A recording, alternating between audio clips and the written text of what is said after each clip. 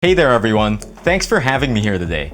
Once again, my name is Emile Tanglao and I currently represent Royale as their VP for Business Development. Previously, I was the head of Royale's Talent Management and Acquisitions Department as well. It's great to be here and I'm glad we could all come together even during these challenging times. So today, I'm here to talk about the rise of the game streaming industry here in the Philippines. I'm sure all of you are aware of it to some degree. You see it in your social media feeds, sometimes even on ads. Right now, Royale manages some of the most viewed gaming streamers here in the Philippines, with Facebook Gaming as one of our biggest partners. To give you an idea, in 2019, one of our streamers, Akosidogi, achieved 278,000 live viewers during a single live broadcast.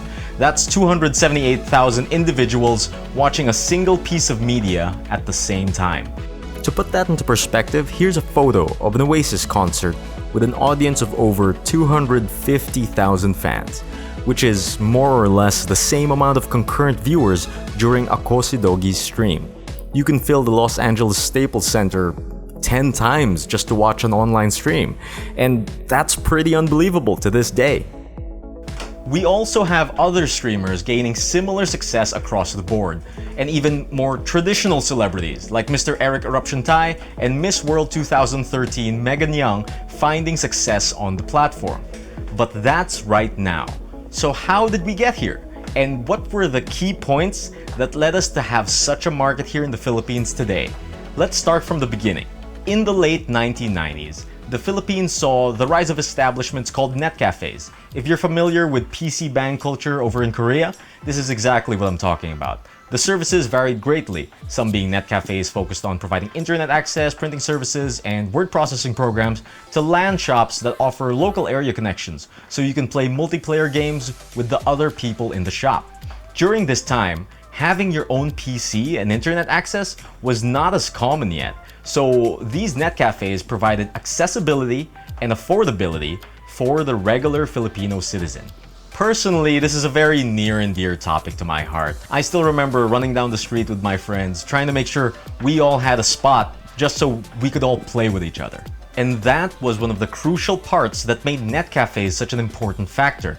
Not only was it providing access to the hardware, games, and the internet at large, but it was also providing a social experience where people could gather and create communities. Some people would even just go to net cafes just to watch these people play.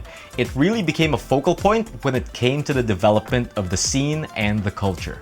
While all this was happening, multiple games and social media platforms would come and go.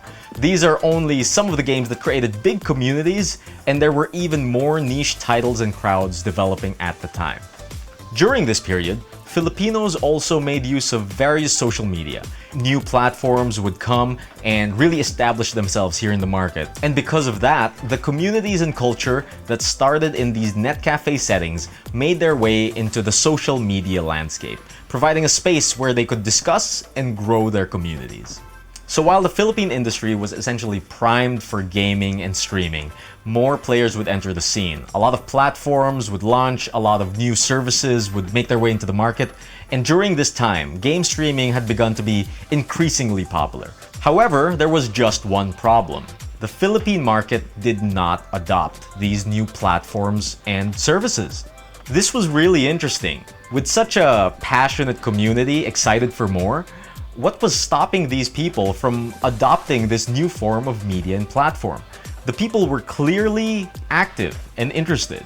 So why did the market not adopt?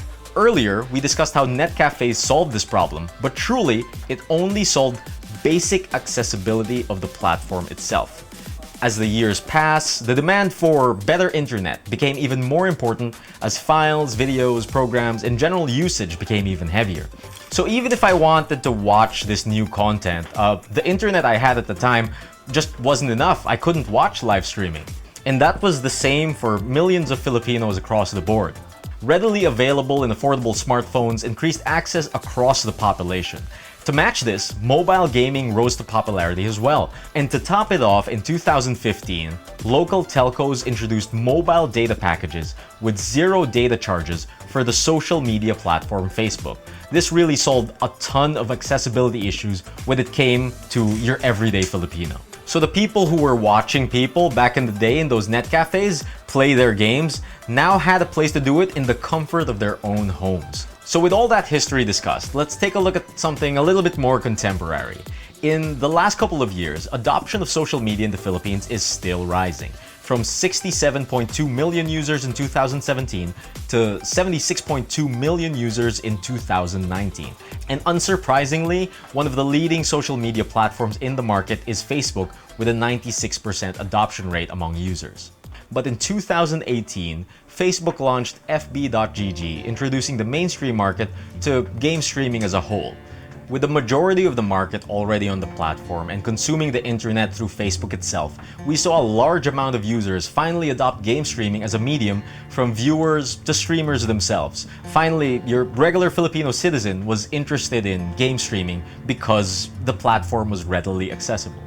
There were two key points that contributed to the industry really changing here: local support and local representation. When FB.GG established itself here in the Philippines, the platform being able to communicate on a local level really played a part catering to the market. With a direct line of communication and support by the platforms, creators were able to express their needs, ideas, and problems for swift changes and adaptation to be implemented. And with local representation via the streamers and creators supported by the platform, the Philippine market was able to relate and communicate better with the new medium. So I guess what I can do now is offer a closer look into the market by sharing with you what we know from working in the industry ourselves. As Rumble Royale, we've worked and grown with the industry since 2013, and currently one of our biggest partners in the market is Facebook Gaming. We currently manage over 150 talents in streaming, content creation, and gaming in general. From 2018 to 2019, we saw great success and adoption in not just streamers wanting to adopt the platform, but in viewership as well. We grew from managing 6 talents in 2018 to managing over 90 talents in the span of just 6 months, with viewership totality in reaching almost 1.6 million hours viewed in just 1 month. This growth was all across the industry and not just limited to our experiences. So to refocus, some of our key points that contributed to the rapid adoption includes mobile access and local platform support. As discussed earlier, with the Philippine market having such a huge adoption rate for Facebook itself as a platform, there was a ready audience looking for more content to consume.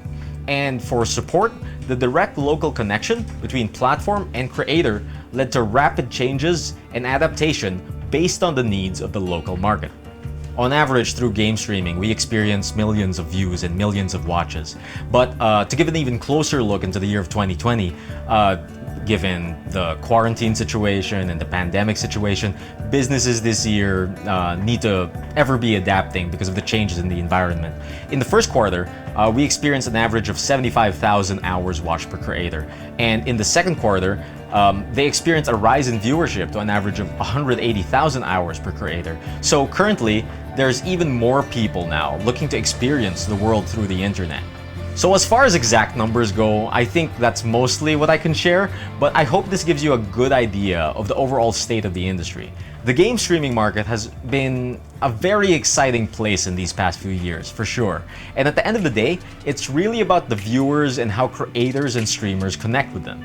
One of the defining attributes of this medium is how the interaction between content and user has been bridged to mere seconds, as opposed to traditional media. Leveraging this strength is really one of the keys to a successful brand. So let's cover some best practices and examples when it comes to establishing that relationship. Direct communication through live chat is one of the easiest examples of building a connection with your audience. Like I mentioned earlier, the bridging of the gap between the audience and the content creator opens up opportunities for content to be influenced by the audience itself, leading to a strong sense of involvement by the community. Next would be the formation and management of these communities. Giving your community a place to converge and discuss is very important. Most of our streamers utilize tools such as Facebook groups, Discord, or even in-game community tools like guilds and chat groups. Another best practice as well is the creation of high engagement live activities. These activities leverage the tools of the platform and games themselves to involve the audience on a first-hand basis, the audience even becoming a part of the content itself. Simple viewer participation, whether it be through input as to what the streamer should do next, or even in-game participation, is one small way of engaging. Another practice is community events or even tournaments, where competition is leveraged for even higher levels of participation. Some streamers make it a point to highlight community achievements and individual contributions by key members of their communities. Organic engagement like this is the cornerstone of building these strong connections. One example off the top of my head would be one of Suzzysaur's streams in January of 2016 called Streaming for Schooling, wherein together with her community and viewers, she managed to raise her entire tuition fee in the span of 7 days. A lot of our content creators really resonate with their target audience and form bonds with their communities that lead to strong overall connection. Whether it be through the game itself, their personality, sharing experiences, there really is limitless potential when it comes to the medium. But the industry is not just comprised of viewers and creators. Other entities such as game publishers, studios, and brands have also expressed great interest in the industry. Over the years, we've worked with a lot of brands within the industry, from hardware to software to publishers, and even non-endemic brands are expressing interest now in the game streaming market. So to sum things up, the market is in an interesting position right now. I would say that it is a highly competitive market with plenty of players vying to make a mark in the industry. It also has a large audience that have access through mobile and data packages. And interestingly, it has a demographic that has aged with the industry, but by nature includes younger audiences. So if I were to highlight any key points for the overall rise of the game streaming industry here in the Philippines, I would highlight 3 things: accessibility, authenticity, and community. For accessibility, we've discussed that while the market was primed and ready, what was instrumental in the success of the industry was giving access to the mass market at large through affordable smartphones and mobile access. Another factor was also the introduction of data packages with 0 data charges for Facebook, increasing adoption rates even further. Another form of accessibility as well comes in the way of ease of use. Making sure that your product is easy to understand and easy to consume will lead to greater adoption. Now, authenticity. Authenticity is an absolute must, especially in the culture of online content. Organic real-time engagement is a great way to reach out to your audience and find immediate feedback on your content. When content creators utilize organic engagement, it creates a sense of involvement that strengthens the connections between brand and audience. And as for community, the utilization of the proper community tools gives your audience a space to grow and evolve. A creator's ability to engage with their audience really is incredibly important. Whether it be through community tools or live engagement, that connection is something not only streamers, but also partners and brands should be aware of. And like we discussed earlier, brands, creators, and sponsors can work together to create high engagement activities to further these connections even more. These factors are what contributed to a creation of a market that is passionate. And what will drive them forward will always be innovation and a strong connection between platform, creator, and viewer. Once again, my name is Emile Tanglao with Royale, and thank you so much for having me, and reign supreme.